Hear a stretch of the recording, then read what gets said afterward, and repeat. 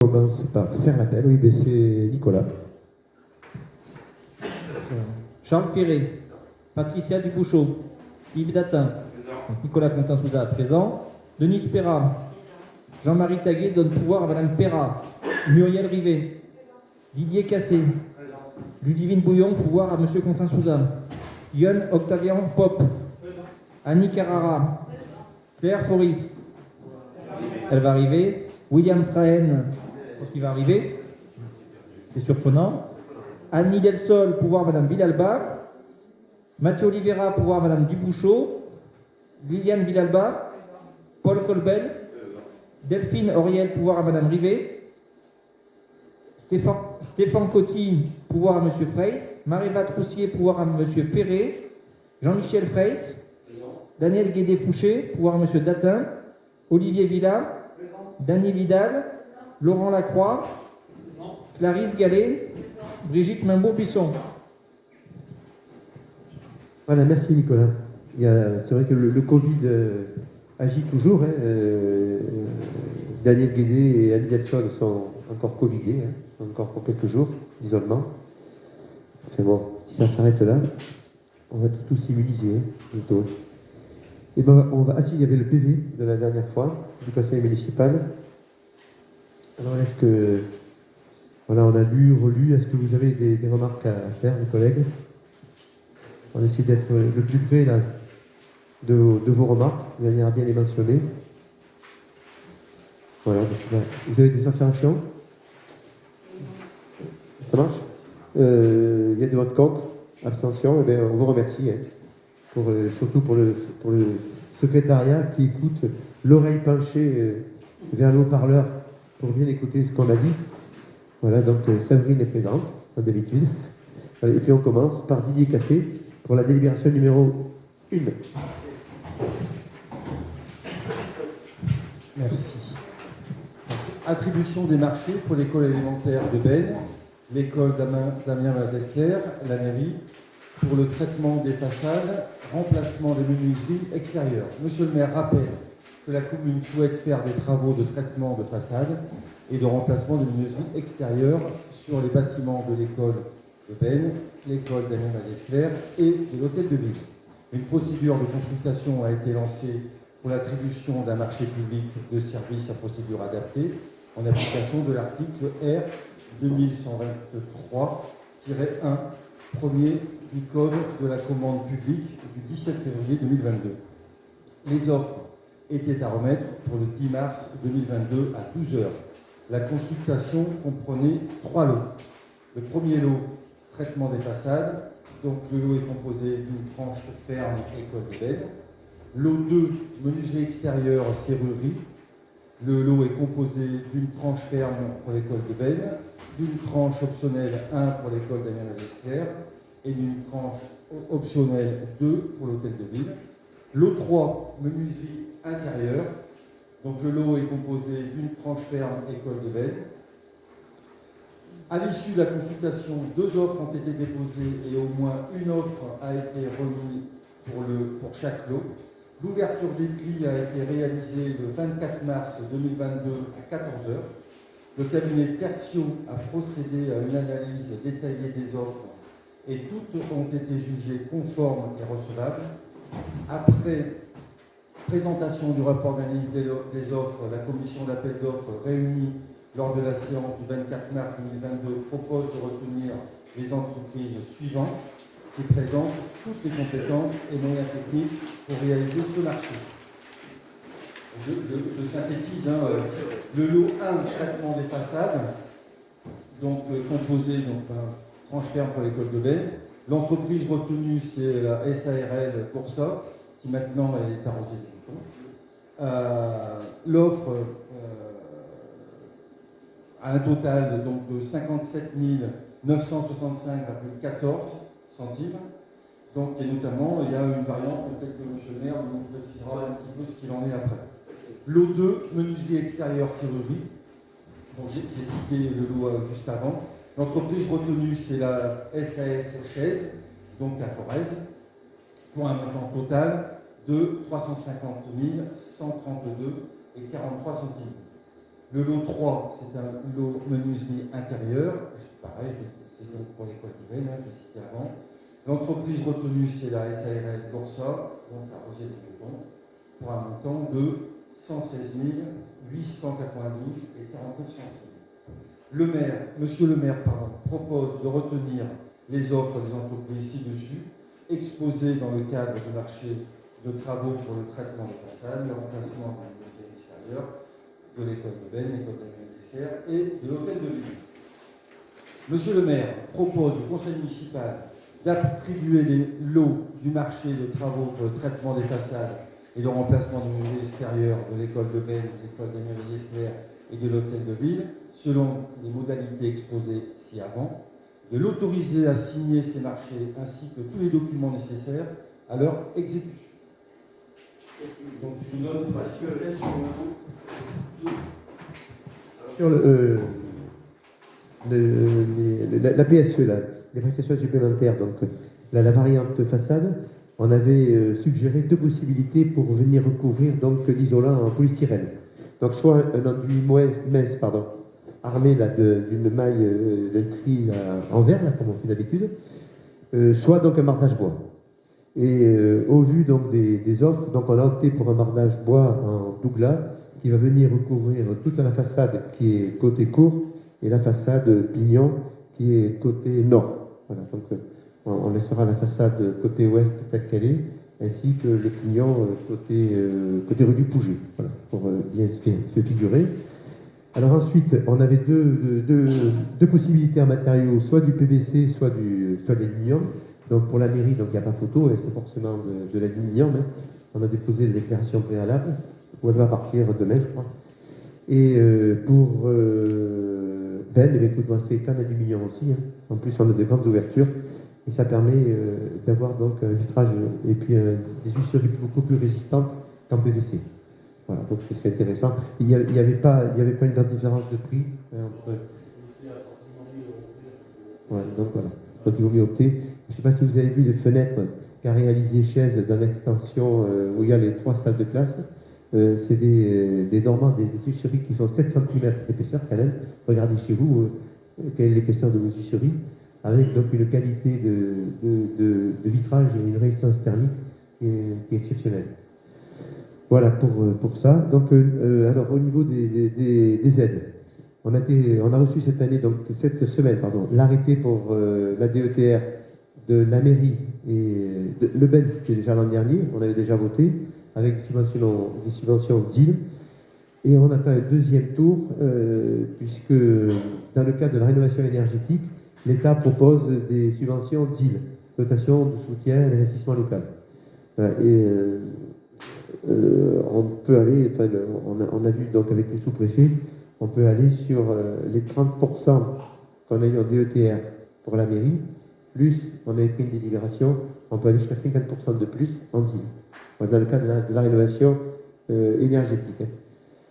Et voilà pour ça. Donc ce qui fait que si tout se passe comme on le pressent, on va pouvoir effectivement faire la tranche optionnelle d'Amiens Desclères dans un deuxième temps. On aura 50% sur Amiens Desclères, puisqu'on n'a pas été retenu au premier tour, et on pourrait avoir 80% sur la mairie et puis l'école de Benne.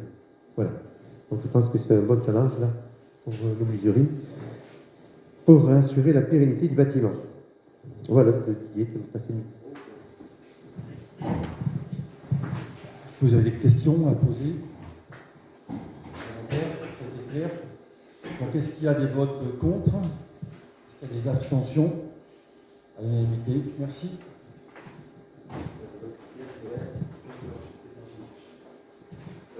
Mais c'est toi là. Après. L'étude du diagnostic et schéma directeur des eaux potables, travaux liés à la mise en place d'équipements complémentaires de sectorisation sur le réseau de distribution d'eau potable communale. Donc, Monsieur le maire rappelle aux membres du conseil municipal qu'une étude concernant le diagnostic des installations de production et de distribution d'eau potable portée par la communauté de communes Ventadour-Rigoton-Monédière est actuellement menée sur la commune. Cette étude, confiée au groupement de bureaux d'études Artelia et Impact Conseil, vise à aboutir sur un schéma directeur d'eau potable. que dans le cadre de cette étude, il y a lieu de réaliser des travaux visant à mettre en place des équipements complémentaires de sectorisation et de télésurveillance afin de pouvoir réaliser les campagnes de mesures nécessaires à la réalisation du diagnostic. Il a été décidé de désigner la communauté de communes Ventadour-Île de Montmonédière maître d'ouvrage unique de l'opération. Travaux de mise en place d'équipements complémentaires de sectorisation. L'organisation de cette maîtrise d'ouvrage est régie par une convention de délégation de maîtrise d'ouvrage unique signée le 20 décembre 2021. Monsieur le maire informe que, comme prévu dans le cadre de la convention de maîtrise d'ouvrage unique, la communauté de communes Ventadour-Île de Montmonédière a engagé la consultation d'entreprise pour la réalisation des travaux de sectorisation sur l'ensemble des collectivités concernées. Cette consultation était composée en 2 lots. Le premier lot pour la commune d'Égletons et le deuxième lot sur l'ensemble des autres collectivités. Pour le premier lot, consacré à la commune d'Égletons, il a été reçu 2 offres qui ont fait l'objet d'une analyse par le maître d'œuvre présenté aux représentants de la commune. Les offres sont des entreprises Bien les Binatiers pour un montant de 87 618 € et de l'entreprise SOR pour 96 995 €. Suite à cette présentation, après avis de la commission d'appel d'offres, la communauté de communes Ventadour-Île de Montmonédière a décidé de retenir l'offre de l'entreprise Bien les Binatiers. Le plan de financement de l'opération est le suivant. Montant hors taxe des travaux, 87 618,01 €. Montant hors taxe des imprévus et divers, 5%, 4 380,90 €. Ce qui fait qu'un montant hors taxe de l'opération de 91 998,91 €. Montant hors taxe d'aide de l'agence de l'eau à Dour-Garonne, 61 189,24 €. Montant hors taxe de l'aide du conseil départemental de la Corrèze, 8 741,32 €. Montant hors taxe de l'autofinancement de la commune, 22 068,35 €. Donc le montant de la commune des 22 000 seront remboursés par SOR à la commune puisque c'est dans le marché qui leur est attribué. Donc monsieur le maire propose au conseil municipal de valider le plan de financement présenté concernant les travaux de mise en place des équipements complémentaires de sectorisation, de prévoir l'inscription du montant de l'autofinancement et son budget conformément à la convention de délégation de maîtrise de Montpellier. Question. Oui, juste, il y a eu 2 ou 3 réunions là, à la communauté de communes, mais au siège à La Clos. Et en fin de compte, avec le président là, Dubois, on met en place, si vous voulez, donc différentes pistes pour attribuer la compétence eau à la communauté de communes donc en 2026, hein, à moins que les événements présidentiels et autres donc modifient, comme ils ont reculé, comme il y a eu déjà un recul il y a quelques temps. Alors, donc, au départ, donc la sectorisation, c'est le maître d'ouvrage, donc c'est la communauté de communes. Hein. Les marchés, bon, il l'a cité. Et puis, ce qu'on veut, c'était précisé dans le marché avec la SOR, c'est diminuer ce qu'on appelle l'indice linéaire de perte, le fameux ILP, de manière à avoir un rendement de réseau le plus performant possible. Hein. Et on ne pourra le faire qu'en isolant les tronçons, donc avec le temps, donc il y aura 8 tronçons, plus les villages, Marzay, Bedrel, etc. Et avec la télérelève que vous aurez sur votre compteur, on pourra effectivement donc ajuster au plus près s'il n'y a pas de perte, hein, ou s'il y a une perte, de rapidement donc la retrouver avec des géophones. Voilà, et ce que disait Yves aussi, c'est que la SOR, donc on avait prévu un marché, là, je crois que c'était 26 000 €. Donc oui, donc on est 26 000 € hors taxe, on a 22 000 € hors taxe. Voilà, et puis ça permet de faire prendre.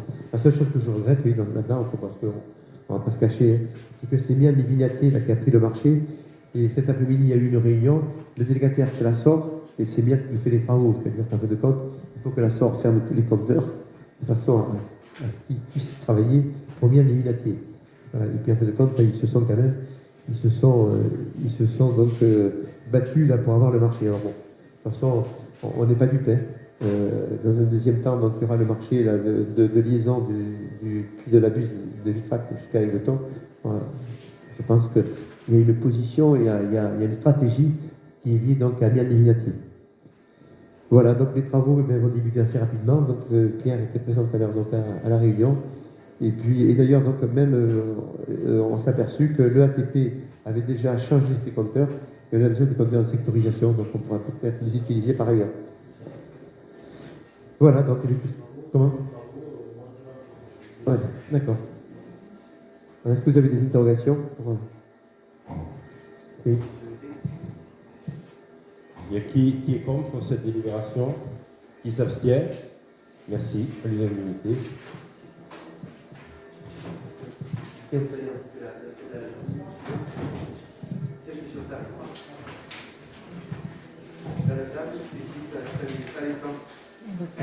Donc, délibération numéro 3, cession d'une partie des parcelles AY105 et AY107 de la SCI Bergerac, la Cavaille Nord.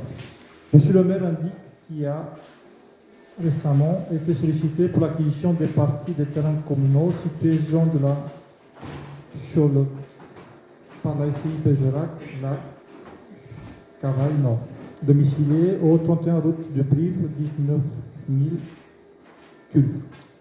Monsieur le maire propose au conseil municipal de répondre favorablement à cette demande en procédant par la session suivante. Sur la parcelle cadastrée section AY numéro 105 et 107, partie d'une superficie de 395 m². Sur la parcelle cadastrée section AY numéro 105, partie d'une superficie de 60 m².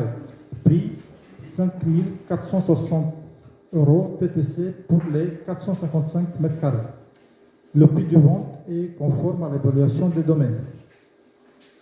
Le document de arpentage étant en cours, un plan des parcelles cédées sera communiqué sur table lors du conseil municipal. Dans ces conditions, Monsieur le maire propose au conseil municipal d'approuver la cession d'une partie de ces parcelles du terrain communal selon les modalités exposées ci-avant, de l'autoriser à signer l'acte notarié à intervenir dans ces conditions avec cette société. Il est précisé que tous les frais afférents sont à la charge de l'acteur.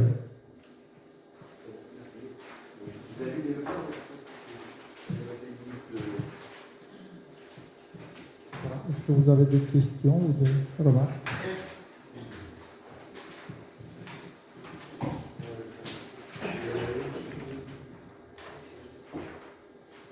merci. Est-ce qu'on sait quels sont les projets sur ces parcelles, s'il vous plaît? Alors, actuellement, donc, il y a déjà une construction sur la parcelle. C'est un Vincent Pelper qui va se déplacer de sur la demande d'eau sur le site. Alors, ils sont. C'est effectivement donc en tractation avec Lidl pour les déménagements. Voilà, moi j'en sais pas plus, c'est des privés. Moi j'essaye d'accompagner à la fois donc, le promoteur et puis Lidl. Avec l'idéal c'est que effectivement donc, Lidl monte ici. Et sachant que le concept de ces magasins Lidl, je ne sais pas si vous avez vu les nouvelles constructions de magasins Lidl, où vous devez avoir donc le plus d'autonomie possible, beaucoup d'espace végétal, un parking qui permet d'absorber les eaux pour désimperméabiliser donc les sols, des panneaux photovoltaïques donc en couverture, des bardages, c'est pas des bardages bois, mais c'est des bardages en verdure, avec, comme on voit souvent dans les immeubles en façade. Voilà, donc ça se négocie effectivement donc, avec l'entreprise UB, la Cavaille Nord, et puis les responsables de Lidl. Voilà, ça j'en sais pas plus. Voilà, et pour après, donc, la pharmacie, je me suis interrogé l'autre jour auprès de Fabrice Bordas, pour savoir où en était donc, la pharmacie, c'est pas sa pharmacie. Voilà, donc il y avait un problème d'approvisionnement de matériaux, m'a-t-il dit.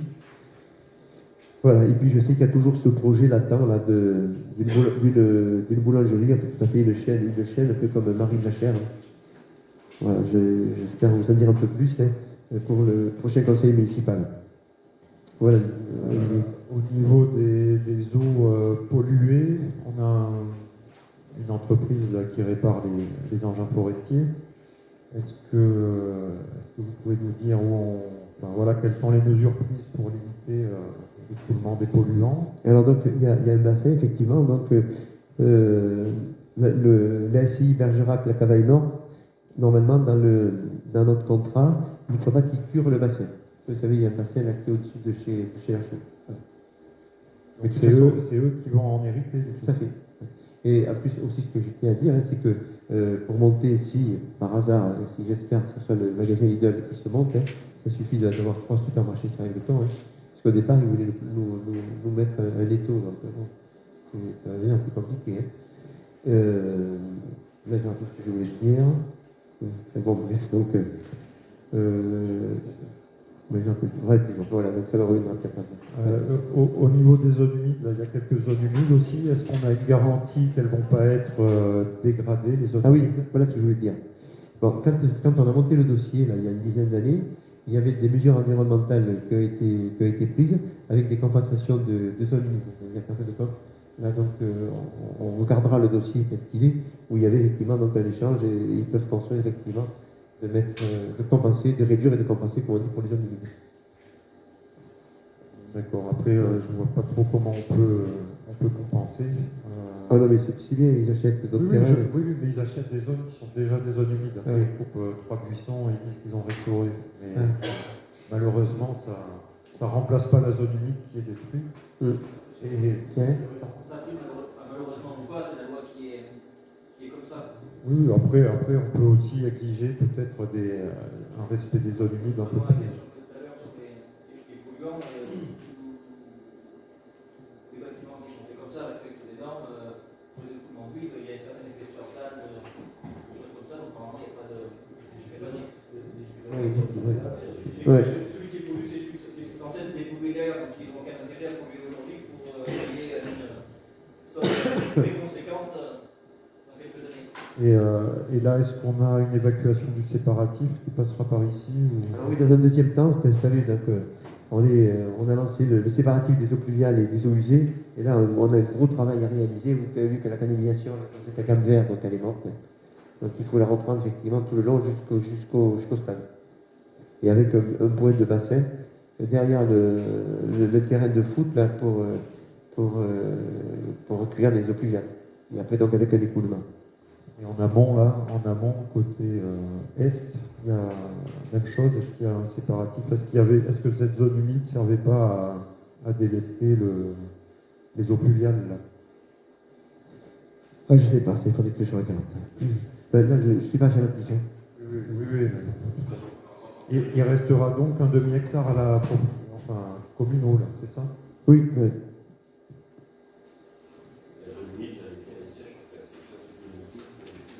Donc c'est sa fonction. D'accord, enfin voilà, nous on attire un point de vigilance sur le respect des zones humides dans ce secteur. Oui, tu as raison. Oui. Le trait rouge, c'est la limite de la LCI, c'est ça? Oui, le trait rouge. Non, oui, c'est ça. Pardon, excuse-moi. Oui, c'est ça. Donc, ça veut dire qu'on ne garde plus cette bande, alors je ne sais plus quelle est la largeur. Comme chez la chose en continuité, le retrait par rapport à la route, c'était pas dans le PLU, ça? Donc nous, la commune, on garde tout ce qui est... on garde le bassin, le petit bosquet et puis les terrains au-dessus. Hein. Oui, la bordure appartient au département. Là, entre la route et le début des bâtiments, alors je ne sais plus quelle est la distance, mais il y avait Ah oui, la bande des 10 mètres, ouais, quel non, mètre, c'était plus que ça. Hein. Parce que quand on regarde un peu plus haut, il y a le parking et les bâtiments sont vachement loin derrière. Alors, Là, ça veut dire que si on part sur un Lidl, il pourra, ça c'est peu probable parce qu'ils mettent souvent un parking devant leur magasin. Et ça veut dire qu'ils pourraient aller en bordure de national. Oh non, ça ira pas en bordure de national, ça c'est sûr. Et tu as effectivement une zone de retrait. Alors, je pense, je ne vais pas dire de bêtises, je vais pas regarder, je ne sais pas si c'est pas 75 mètres, mais ça me paraît beaucoup, 75 mètres, parce que tel que je vois la largeur de la route, tu vois, où il y a entre deux traits pointillés, ça fait à peu près 11 mètres, donc là, ça doit faire une centaine de mètres. Ouais. Mais ça, il faudrait voir effectivement dans le PLUI, donc, les zones de retrait par rapport donc, à l'axe de la route. Enfin, le dépôt de permis de construire après permettra effectivement de valider si c'est conforme à la loi. Est-ce qu'il restera suffisamment d'emprise publique pour éventuellement aménager une voie cyclable ou un trottoir un peu large? Alors donc, après, donc, il y a le souci, enfin, avant de répondre à ta question, donc effectivement, donc, il faut refaire les trottoirs, vous avez vu dans quel état c'est. Voilà. Ensuite, plusieurs solutions, que vous veniez de Tulle ou d'Aigleton, que vous tourniez à gauche ou à droite, mettre un giratoire, ça coûte les yeux de la tête. Et je pense que la partie médiane sera banalisée pour avoir le même schéma que vous avez à la sortie de Tulle. Vous avez toute une bande médiane pour aller soit à gauche, soit à droite, que ce soit en venant de Brive ou en descendant de Tulle. Et en sortant, en particulier, et si on sort de la pharmacie, il faudra aller sur Tulle, parce qu'on est à la zone, et si on sort de chez Covanscu, il faudra avoir des tournants giratoires. Alors pour la piste cyclable, moi si je prends mon vélo, je préfère passer par la rue des Molénières, monter là, et puis éviter de prendre l'ex-nationale. Ça a été, quand on a pris Sur le budget, alors, quand on l'avait repris, donc notamment par rapport à l'aménagement de l'entrée sud, celle-là, qui pas de bêtises, des glotons, il était prévu de budgétiser là, sur l'année, on va faire sur l'année prochaine, une étude urbaine, justement pour étudier tous les aménagements de ce côté-là, parce que je dirais qu'aujourd'hui, ce que disait Charles, c'est quand même assez large en une droite, c'est plus forcément adapté à ce qui c'est aujourd'hui dans le cadre de l'étude urbaine. Ce sera réalisé, ça avait été déjà prévu au budget de l'année. Oui, dans le cadre de la NCT, l'agence des contrats de territoire, donc il n'y a que notre, pour Aigleton, ils ont retenu que notre fiche pour l'entrée sud, là, pour avoir des crédits d'ingénierie, et puis ensuite des crédits là, pour la réalisation. Voilà, donc on verra après, quand on montrera l'étude, ce qu'on peut faire au mieux pour passer là, dans les 15 mètres là, de profil en travers, là, public. La SCI Bergerac, on connaît un peu son activité dans le secteur. Elle investit qu'ici ou... C'est une question piège. Je sais bien que sa barbe a fait l'agglo de Brive, et la SCI Bergerac, c'est bien, mais après, bon, ça c'est des problèmes sur Ussac et Donznac, donc moi je vois assez souvent donc, Frédéric Soulier et puis le notaire, Christian Paderol, qui s'occupe du dossier. Bon, c'est un peu tendu, voilà.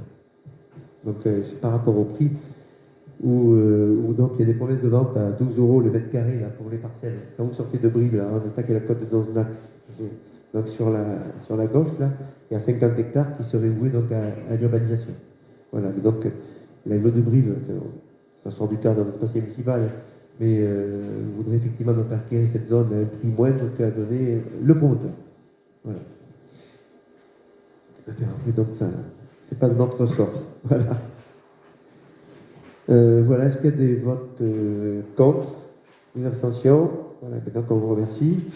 Alors ensuite, alors toujours pareil, je vous ai mis sur la table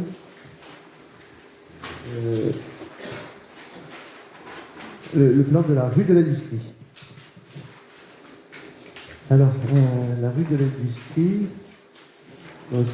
si vous repérez, donc il y a le bâtiment de Stratobois, il y a la chaufferie, donc IDEX, le béton plein emploi de Brodèche, Chausson, enfin, le karting qui n'existe plus, donc, voilà. Et donc la SAS Starge a acheté donc tous les terrains qui se trouvent derrière Stratobois, sur à peu près sur 200 mètres de long. Et là donc ils ont déposé un permis de construire pour une étuve énorme, avec une puissance de 8 MW. Ils ont acheté aussi les bâtiments de Stratobois. Le Stratobois donc, devient locataire de Fargebois, et qu'à fin de compte, ils sont propriétaires des deux côtés de la route. D'où la plateforme qui est derrière Stratobois, elle va être descendue de 2 mètres, de manière à être au même niveau que la rue de l'Industrie. C'est-à-dire quand vous êtes sur la rue de l'Industrie, avant de tourner donc à gauche, vous avez sur votre gauche donc, une plateforme assez importante, où il y a d'ailleurs des plaquettes là, qui sont proposées. Donc, alors, le souci, c'est qu'il y a plusieurs intervenants. Il y a le CIMA 89, il y a la communauté de communes et il y a la commune. Donc, il s'avère qu'il n'y a pas eu de transfert, donc la rue de l'Industrie est toujours à la commune. Et ça veut dire que cette rue de l'Industrie, elle serait privatisée à hauteur d'IDEX, pour pouvoir rentrer dans la chaufferie. IDEX, c'est là, oui. Oui, c'est la parcelle. Oui, la parcelle 64. 64, voilà. Et jusqu'à peu près sur une portion hein, entre les deux bâtiments de Stratobois. Oui. Voilà, donc ce que Stratobois a désiré pour être transféré, c'est moi de côté ou de l'autre, hein, sans avoir à chaque fois donc à mettre en danger le passage des engins. Donc, alors, le souci, c'est qu'il y a l'éclairage public qui appartient donc à la commune, les réseaux, parce qu'il y a aussi le réseau de chaleur là, qui passe là pour alimenter Stratobois, l'eau potable. Donc, il y a déjà eu une réunion donc, avec la SOR pour avoir des compteurs en limite de propriété, des compteurs d'eau, et pour avoir aussi, parce qu'après, tous les réseaux ils seront privés, donc on ne rentrera plus chez eux. Donc, alors, c'est ce que vous avez dans la délibération, que la société est propriétaire de la majorité des parcelles qui bordent la rue de l'industrie. Alors, cette rue fait actuellement partie du domaine public de la commune. Donc, ce qu'on propose donc, avec la communauté de communes, en fait, c'est nous qui tenons les rênes, c'est la cession d'une partie de la rue de l'industrie. Donc, vous connaissez la procédure, donc il faut un commissaire enquêteur, etc., une alignation. Donc, première étape, déclassement de la section de voie communale, dans les affections. Donc, pour l'instant, ces procédures sont régies par l'article 141-3 du Code de la voirie routière, qui dispose que le classement ou le déclassement des voies communales sont prononcés par le conseil municipal. Les délibérations correspondantes sont dispensées d'enquête publique préalable, sauf lorsque l'opération envisagée a pour conséquence de porter atteinte aux fonctions de desserte ou de circulation assurées par la voie. Alors, après le classement de la section de la voie communale, celle-ci répondra à la définition de chemin rural et ne sera plus affectée à la circulation publique. Deuxième étape, enquête publique relative à l'alignation de chemin rural. Donc, l'article 161-10 du Code rural dispose que lorsque le chemin rural cesse d'être affecté à l'usage du public, la vente peut être décidée par le conseil municipal après enquête publique. Dès lors, la section de la voie communale rue de l'Industrie pourrait être aliénée au profit de l'entreprise SAS Sarge à l'issue de la procédure. Voilà, alors considérant qu'une section de la voie communale pourrait être déclassée et considérant que cette section de la voie communale rue de l'Industrie perdra son utilité pour la circulation publique et pourra être aliénée. Considérant la demande d'acquisition formulée par l'entreprise SAS Sarge, vu l'article 161-10 du Code rural, une nouvelle délibération devra être prise à la suite de l'enquête publique pour fixer le coût d'achat et clôturer l'aliénation du chemin rural. Donc, ce que je vous propose, c'est de décider de lancer la procédure d'enquête publique préalable au déclassement d'une section de la voie communale, rue de l'Industrie, en vue de son aliénation, de me charger de constituer le dossier d'enquête publique correspondant et de m'autoriser à effectuer toutes les formalités et signer tout document nécessaire à la mise en œuvre de cette procédure. Il est précisé que les frais d'enquête publique seront mis à la charge de la société SAS Farge. Voilà, donc on a demandé une estimation, je ne sais pas si on l'a reçue, l'estimation. Et puis je pense qu'au prochain conseil municipal, donc, on fixera un prix de vente ou un prix d'achat pour la SAS Farge après concertation avec les deux canaux. Voilà, je pense avoir été clair. On en parlera la prochaine fois, au niveau après l'enquête publique. Bon, une question? Je vais profiter de cette délibération pour te demander d'inviter M. Farge à la mairie pour nous présenter en fait ses projets. C'est quand même l'entreprise la plus importante de l'entreprise Sarge. C'est quand même l'entreprise la plus importante de la commune, même du territoire. Et il est en expansion constante et on ne voit pas très bien en fait le cadre de son projet. Donc je pense que ça serait intéressant pour tout le monde de savoir quels sont les objectifs de cette entreprise. Tout à fait. En plus, c'est pas Philippe Pictot qui viendra, quoique, on ne sait pas, mais je sais qu'il a deux adjoints, là, M. Larue et M. Alonso. Moi, je les ai vus l'autre jour au CODERS. Non, Jean-Marie n'est pas là en fait. Jean-Marie donc voté là, pour le CODERS. Et j'avoue quand même qu'il était assez pertinent. Mais ça, c'est bien effectivement qu'il y ait des communications au sein du conseil municipal. Alors, donc du coup, c'est pour faire pour construire un séchoir, c'est ça? Oui, c'est ça. Qui sera alimenté par une chaufferie gaz. Voilà. Ouais, c'est bien. Alors, le bruit court que cette chaufferie gaz sera temporaire. Donc en plus, c'est bien complètement absurde. Temporaire. Temporaire, c'est-à-dire qu'aujourd'hui, enfin, le problème c'est que, voilà, tout le monde ne nous explique rien, il faut le savoir, mais les bruits dans le béton disent que cette chaudière gaz n'est que provisoire, parce qu'aujourd'hui, l'entreprise Fifto n'a pas assez de connect en fait, pour pouvoir alimenter ses séchoirs, mais qu'à terme, les séchoirs seront séchés avec l'énergie qui sera produite par les déchets des scieries. Et donc, M. Pifto va acheter du gaz en Russie, construire une chaudière qu'il va mettre à la poubelle après pour ses séchoirs. Alors, moi, je trouve que c'est pas vraiment développement durable comme projet.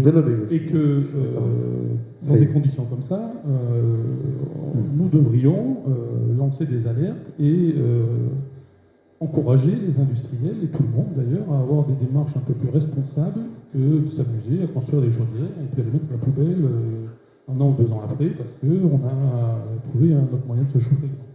C'est pas très sérieux. Mais c'est vrai que j'ai vu, comment il s'appelle, Geoffrey Boutoul, qui a les serres à tomates. D'ailleurs, est-ce qu'il y a des gens qui voudraient visiter les serres à tomates aussi? Si ça peut vous intéresser, donc il est partant. Hein.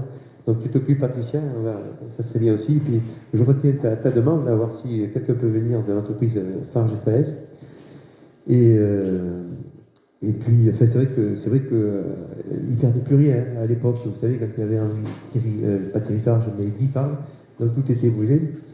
Et je partais effectivement de Boutoul, où l'UVE s'est arrêté une semaine, à la période où il faisait le plus froid, la semaine où il y avait donc la neige.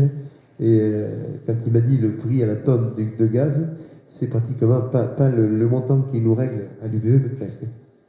Voilà, mais après pour l'énergie fossile, effectivement, donc il faut peut-être qu'ils montreront dans un deuxième temps donc une biomasse pour assurer donc de l'énergie.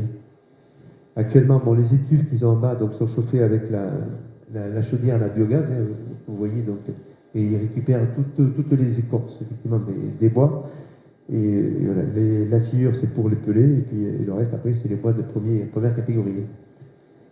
Voilà, donc ce que je retiens, c'est qu'on va essayer d'inviter la fois prochaine donc quelqu'un qui est responsable et qui nous présente effectivement son projet. Après, ça pose quand même la question de la privatisation de l'espace, parce que là, les égletonnés peuvent aller faire du vélo, par exemple, ou marcher, alors que c'est pas l'endroit le plus bucolique de la commune. Mais du point de vue industriel, je me dis aussi qu'il a une certaine pression, non, voilà, tout à fait pacifiste, mais il sait que quiconque peut aujourd'hui cheminer dans son établissement industriel. Demain, si une partie de la route est privatisée, finalement, il va doubler sa surface privatisée. Il y a déjà, on le voit, hein, des gardiens avec des chiens en muselière. Bon, on sent que c'est un lieu sous surveillance, un lieu voilà, où on n'a pas le droit de regard, et dans une ville où on veut favoriser les citoyens vigilants, je trouve que c'est pas forcément une bonne idée que de privatiser cette route. D'accord. Je comprends le propos, mais les chiens muselières, pas le droit de regard. Le droit de regard, on l'a quand même extérieur, on peut quand même voir un peu ce qui se passe. Et malheureusement, je pense que s'ils sont arrivés à clôturer tout ce qui a été clôturé, à mettre des gardiens et des chiens, c'est qu'il y a eu des larges excès qu'on peut tous regretter sur des scieries, sur du matériel d'engins forestiers, et même qu'il y avait eu sur les serres à tomates. Donc je pense que ce n'est pas de gaieté de cœur qui paye des gardiens et des chiens, c'est tout simplement pour la surveillance. Après, aujourd'hui, extérieurement, on peut voir quand même pas mal de l'établissement, et même hors cette rue-là, cet accès-là, quand même, on pourra quand même aller par la partie déviation. Je pense qu'on peut quand même voir pas mal de choses qui se passeront là, mais je ne pense pas que ce soit de gaieté de cœur qui mettent des chiens, pas pour empêcher le droit de regard, surtout pour empêcher du vandalisme. Voilà, et l'intérêt d'une collectivité, effectivement, c'est de fournir du travail. Hein. Et je pense que tout le monde privilégie ses intérêts aussi. Et je vois qu'il y a beaucoup de personnes là, qui travaillent chez Fargebois. Et c'est plus des travaux manuels comme on faisait à l'époque où les gens pilaient à la main. Et tout est automatisé. Et j'ai eu l'occasion de visiter plusieurs fois donc, l'entreprise. Hein, et vous verrez que ces emplois se sont énormément féminisés. Et ça permet effectivement d'avoir, effectivement, bon, c'est pas. Il y a moins de manipulation, de manœuvre, Et puis on verra après, dans un deuxième temps, lorsqu'ils auront donc les terrains que la Comcom convoite actuellement, pour diminuer donc l'impact, le bruit, avoir que des chariots électriques comme on nous l'a promis. Donc on sera vigilant là-dessus. Et puis pour finir notre propos, je rejoins ce que dit Nicolas, il faut être vigilant de tous les côtés. Chez Goutoul, au Serratomate, il y a des caméras partout. Et puis il est sans cesse soumis à quelques agressions, mais sans valeur. On lui coupe les barbelés là où il a des moutons, on lui perce la vache. Enfin, il y a l'idiotie, on ne sait pas ce qui se passe. Et puis on peut avoir effectivement des convictions. Enfin, il faut respecter l'outil de travail. Ça, moi, je trouve qu'on est trop tolérant de ce côté-là. Voilà, est-ce qu'il y a d'autres questions? Alors, on va soumettre au vote. Qui est contre? 5 contre, et puis 22 pour. Merci, Patricia. Adhésion au service de remplacement du centre de gestion de la fonction publique territoriale de la Corrèze. Monsieur le maire rappelle que pour faire face aux problèmes posés par l'absence momentanée de personnel dans les collectivités territoriales, le centre de gestion de la fonction publique territoriale de la Corrèze, conformément à l'article 25 de la loi du 26 janvier 1984 modifiée, a créé un service public de l'emploi temporaire. L'équipe d'intervenants de ce service est constituée d'agents non titulaires, sélectionnés, formés et recrutés par le centre en vue soit d'assurer la continuité des services publics d'une collectivité territoriale ou d'un établissement public affilié en cas d'indisponibilité ou de défaillance d'un ou plusieurs de ses agents affectés sur des emplois permanents dans les cas suivants: exercice des fonctions à temps partiel, détachement de courte durée, disponibilité de courte durée prononcée d'office, de droit ou sur demande pour raison familiale, détachement pour l'accomplissement d'un stage ou d'une période de scolarité préalable à la titularisation dans un corps ou un cadre d'emploi de fonctionnaire ou poursuivre un cycle de préparation à un concours donnant accès à un corps ou à un cadre d'emploi. Bien. Congé régulièrement octroyé en application du 1 de l'article 21 bis de la loi numéro 83-634 du 13 juillet 1983, les articles 57, 67 6 et 75 de la loi numéro 84-53 du 26 janvier 1984, ou de tout autre congé régulièrement octroyé en application des dispositions réglementaires applicables aux agents contractuels de la fonction publique territoriale, soit de permettre à une collectivité territoriale affiliée de faire face à un accroissement saisonnier ou temporaire d'activité. La possibilité de bénéficier en cas de besoin de l'intervention d'un des agents du centre de gestion est subordonnée à la signature d'une convention générale d'affectation. Alors, si on reprend la convention, donc pour l'article 2, c'est l'objet, je ne vais pas tout vous lire. L'article 3, ce sont les conditions de travail. L'article 4, ça reprend les conditions de recrutement.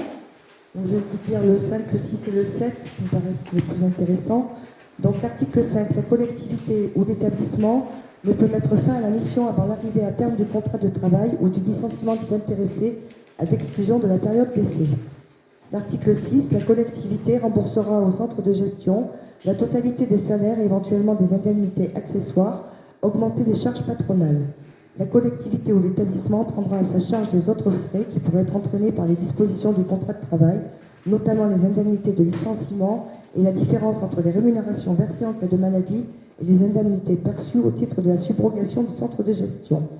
L'article 7, la collectivité versera au centre de gestion une participation financière aux frais de gestion de cette convention égale à 6% du traitement brut versé aux intéressés, augmenter les charges patronales et éventuellement des indemnités accessoires. Donc l'article 8 reprend les modalités de paiement. L'article 9, modalités sur la prolongation ou la cessation du contrat de travail. L'article 10 donc, dit que si c'est prolongé, il ne peut pas dépasser 1607 heures. L'article 11, le respect des dispositions du règlement intérieur.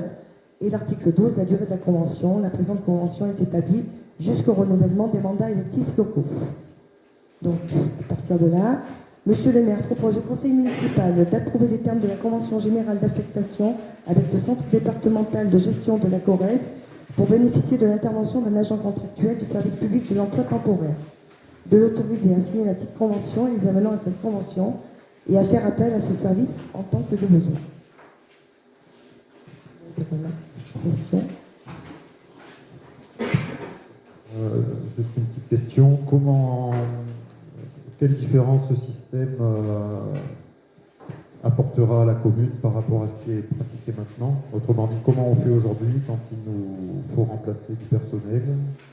Et comment ça se passera lorsque cette convention sera signée, s'il vous plaît?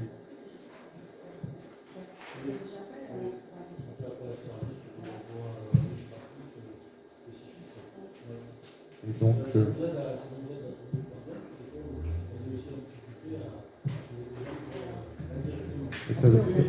apprendre à viser de CV, on va dire. donc aujourd'hui, le centre de gestion nous finalement arrive à trouver des remplaçants au personnel absent. Et est-ce qu'aujourd'hui on paye aussi les 6% du traitement brut dans le cadre de l'actuel fonctionnement? Je pense pas qu'on, enfin, s'il n'est pas là pour répondre, mais je pense pas qu'on paye les 6% quand c'est nous qui recrutons directement. Donc on paye les 6% que si nous dégage du personnel. Peut-être qu'on pourra vérifier Oui, d'ici on la prochaine vérifiera, fois. je pense Il faut qu'on soit vigilant là-dessus. Aujourd'hui, prioritairement, quand on recrute on va sur des... Parce que là, c'est sur du remplacement, donc si on peut trouver des contractuels sur locaux, c'est ce qu'on va chercher sur le vivier, notamment pour tout ce qui va être pour les écoles et enfin, tout le personnel qui va être absent. Malheureusement, on est comme les autres collectivités et comme toutes les entreprises, toutes les entreprises du territoire et même d'ailleurs, c'est que le recrutement est de plus en plus difficile et le vivier qu'on a est de plus en plus restreint. Donc je suppose que le but de cette convention-là, c'est simplement de formaliser quelque chose et de prévoir au cas où. Mais c'est pas ce qu'on utilise, on va dire, prioritairement, mais ça permet de permettre, si le vivier on a est à sec, s'il y a un besoin particulier à un moment, de pouvoir recruter le personnel et surtout d'assurer le service public derrière. On vérifiera, mais si on reprend l'article 7, les 6%, c'est égal au traitement brut versé aux intéressés. Donc si on ne recrute pas, il n'y a pas de... On vérifiera quand même. Voilà, ouais. Pas comme ça, mais on vérifiera quand même. Du coup, je fais voter, je sais plus. C'est bon hein? Alors, est-ce qu'il y a des votes contre? Les abstentions? L'unanimité, merci. Voilà, écoutez, est-ce que pour clôturer donc notre conseil municipal, qui va permettre effectivement de lancer les marchés des semaines, dès que la ville là, sera réalisée par les services de l'égalité, vous avez des questions, des interrogations avant de conclure la séance? Oui. Donc, je reviens sur l'analyse des sédiments au lac.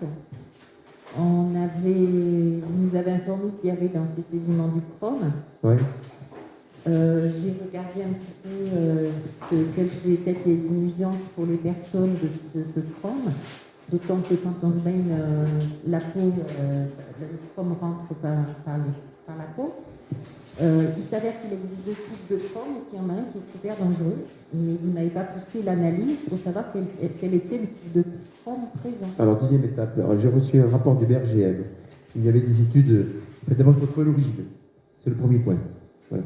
Et le BRGM, il y avait des études qui avaient été faites là, sur le bassin versant après le choc pétrolier de 73. Il y a pas, effectivement, il y a du chrome, il y a de l'arsenic, il y a d'autres choses, il y a de l'aluminium avec les plantations. Et par rapport donc au type de chrome, donc il faut qu'on poursuive donc nos recherches en cherchant donc en amont là s'il y a cette présence de chrome. Et après donc dans le lac. Alors par rapport au chrome, effectivement, il y a deux types, il y a un chrome de type 3 et il y a un chrome de type 6. Voilà. Donc, deuxième étape, donc on va effectivement poursuivre. Mais chaque analyse coûte 3 500 €. Donc le lac est fermé. Donc on va poursuivre après les explorations en regardant si on peut faire quelques analyses supplémentaires. Voilà, donc je ne sais pas de combien de temps il est, ce chrome, je ne sais pas qui va déposer. Il y a plein d'hypothèses, il y a une laverie dans le temps. Est-ce que c'est eux là qui ont déposé des produits nocifs? Est-ce que ça vient des travaux là sur l'autoroute dans le temps et puis les sédiments qui sont en tête de lac? Est-ce que la vase qui a été transportée dans le bassin de captation contient aussi du chrome? Donc je ne peux pas te répondre. Hein. On va poursuivre les analyses. Voilà. Est-ce que c'est suite à la démolition du barrage qui existait pour le canal de la laverie? Il y a un petit barrage en haut, et pour la continuité écologique, tous ces petits barrages ont été détruits. Sauf qu'ils ont détruit des centaines de mètres cubes de sable qui sont restés en tête de lac. Est-ce que ça viendrait de là? faut qu'il fasse des analyses en amont. Alors, par rapport à la laverie qui existait, il semblerait que le chrome permette de fixer les couleurs, pas que ça détaille. Donc il est possible que ce soit eux qui les déversent. Si c'est ça, si tu veux, donc on sera en présence de Chrome 3, normalement qui sont plus supportables pour l'être humain. Ouais. Voilà, donc prochaine étape, et donc on va poursuivre effectivement. Mais on est aussi embêté que tout le monde, que vous, les choses qu'on n'a pas en main. Voilà, écoutez bien. Ah, dis-moi.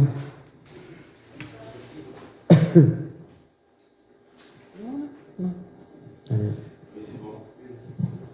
Donc nous avons appris par Facebook, puisque vous communiquez beaucoup par ce biais-là, que vous aviez renouvelé la convention le marché avec la société SECPA de Gerza pour le frappage des chats. Or, quand on en avait parlé l'année dernière, vous nous aviez dit que c'était jusqu'au 31 décembre et que ce serait pas renouvelé puisqu'on a sur Égleton la chance d'avoir une association qui s'occupe des animaux errants et qui, à mon avis, fait très bien son travail. Donc on aimerait comprendre pourquoi il y a ce renouvellement avec une société privée. Donc il y a un article dans la montagne aujourd'hui qui précise bien quelle est la technique de capture des chats. Je ne vais pas blâmer ce pauvre Guillaume, mais en fin de compte, on ne peut pas tout lui attribuer. On a demandé donc des comptes pour que. On lui a accordé 500 € cette semaine déjà, pour venir pour pallier un petit peu son manque de véhicule. Et quand vous voyez que dans son bureau, c'est son épouse qui est la trésorière, si vous voulez, il manque beaucoup de bénévoles. Et puis, il faut être sérieux dans la vie quand même. Si on se fait, donc si on a un recours contre la commune, on préfère donner 3 000 € de manière à être sûr du résultat, avec une société privée, et de ce fait-là, donc, rendre le maire ou les élus donc pas responsables, si vous voulez, des problèmes qui peuvent se créer. Donc il y a une communication qui est faite, vous lirez l'article dans la presse là aujourd'hui, qui apparaît dans la presse, et donc on ne fait pas n'importe comment. Des citoyens nous rapportent effectivement qu'il y a pas mal de chats errants dans la cité Sicora, je pense, et puis avec une information donc au public et un boitage effectivement dans les boîtes aux lettres des gens qui sont. Mais c'est un gros problème effectivement, donc ces chats errants. Je suis d'accord avec ce que tu dis, Charles. Les chats errants, c'est compliqué, surtout si les habitants les nourrissent. C'est interdit, mais ils le font quand même. Je comprends bien, mais il y en a partout dans le temps des chats. La question, c'est est-ce qu'on rend service aux égletonnés qui doivent, dans le cadre du trappage, aller récupérer leur chat à 2 heures de route ou 1h30 en tout cas. Ils ne sont pas poussés, mais voilà, le papier. Oui, je sais, mais il n'y a aucune raison qu'on fasse supporter le trajet de route et en quelque sorte l'amende d'aller récupérer son chat à Gerza, alors qu'on a Égleton, quelqu'un qui peut le faire. Faut pas... Alors tu me dis qu'il n'est pas très sérieux. Je n'ai pas dit qu'il n'était pas sérieux, mais il ne faut pas lui faire tout, parce que c'est pas... Je ne le connais pas, tu ne le connais pas? Je le connais très peu. Eh bien, on va voir. Moi, il m'appelle 2 fois par semaine, 3 fois pour régler ses problèmes.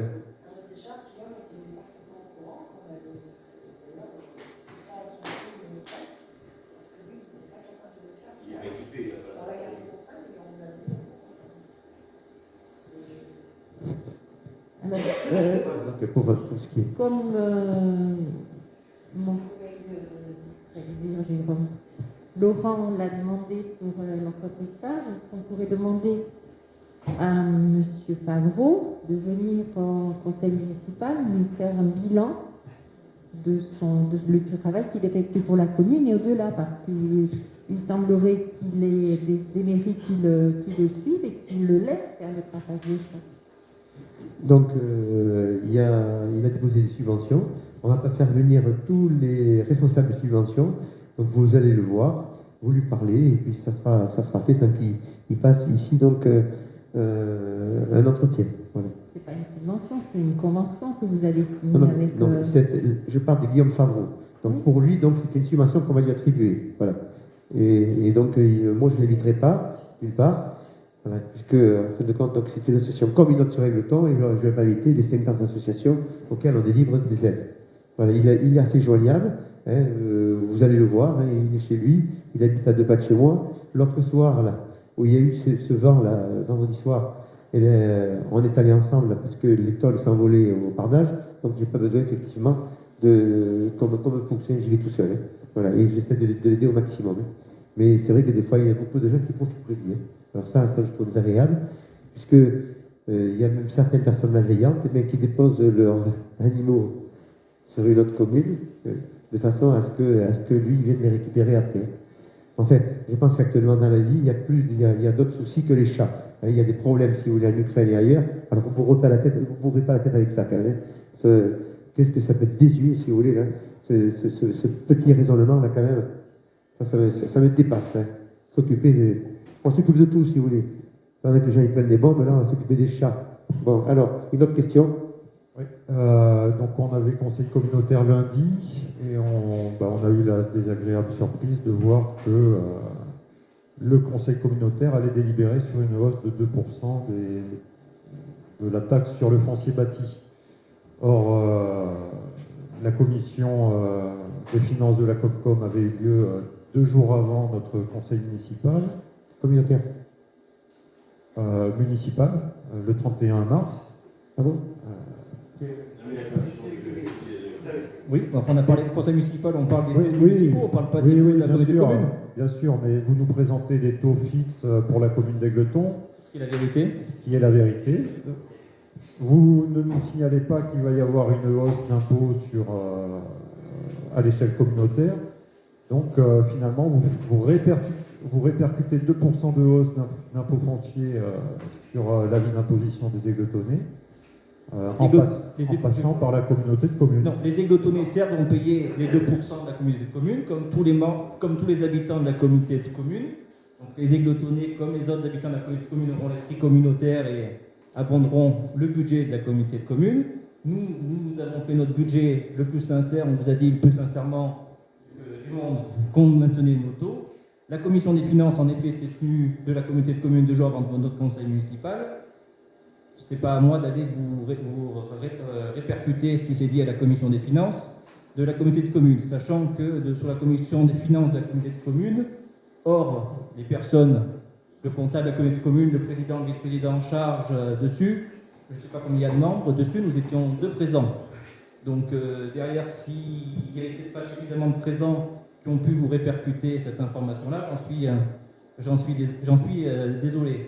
Nous, derrière, on vous a dit ce qui était pour la commune. L'Aigletonné paiera malheureusement, comme tous les autres, les 2%.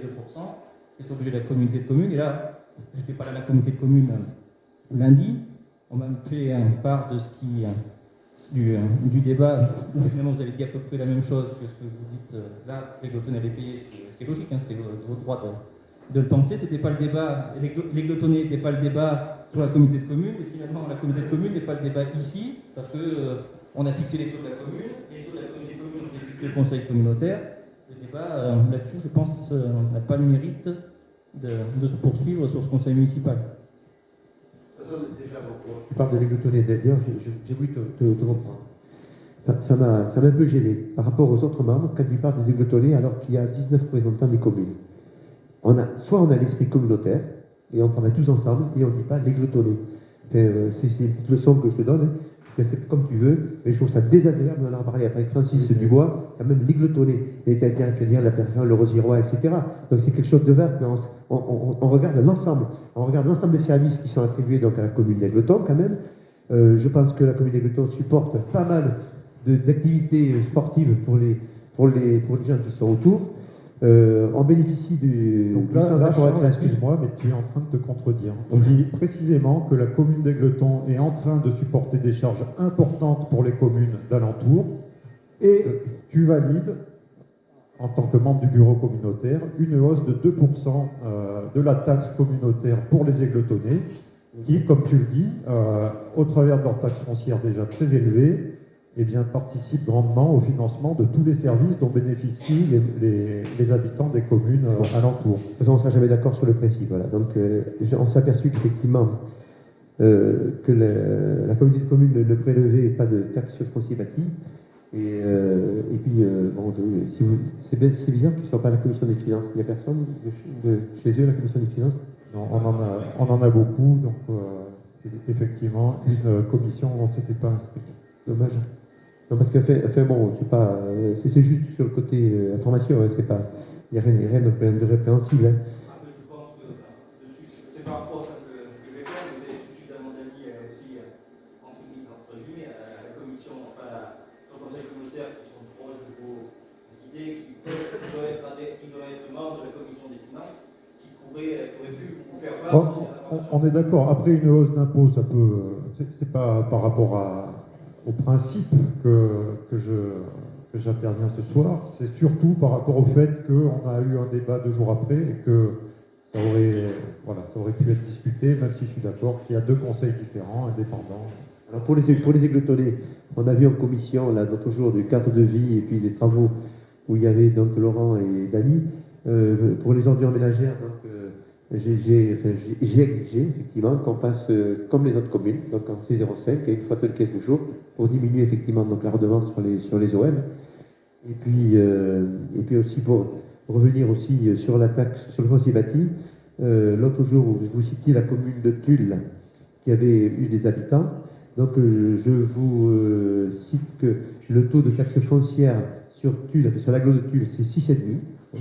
Et sur Brive, oui, la communauté d'agglomération. Enfin bon, c'est quand même important quand même. Voilà, bon, écoutez, après je sais pas, hein. Est-ce qu'on n'est pas une taille critique, notre communauté de communes de 19 communes? C'est pas des interventions à avoir, hein. Parce que ce qu'on propose, et ce que disait Denise, par rapport à l'enfance jeunesse, tu pourrais peut-être dire un petit mot tout ce que vous proposez. Je ne vais pas réitérer tout ce qu'on propose sur le service enfance-jeunesse. C'est quand même un engagement considérable que la collectivité apporte en termes de services aux familles. Donc ça a un certain coût pour la collectivité aussi, mais c'est une volonté politique de notre part. Donc on ne renie pas à cela. Enfin, je ne veux pas tout développer, Charles, je suppose. C'est tout à fait, oui, ça a une place tout à fait importante dans les budgets, vous avez pu vous en rendre compte, je pense. Les taux sont fixés, donc on partira comme ça. Bon, ce qu'il faut espérer, c'est que ça augmente encore l'année prochaine. Elle commence à l'arrêter là. Et puis... Non, mais ta communauté sûr. Non, et puis après, donc, et puis des pistes de recherche, etc. Ben écoutez, merci encore d'être venu là pour passer ce marché, et bonne soirée. Et bon week-end de Pâques, les petits œufs.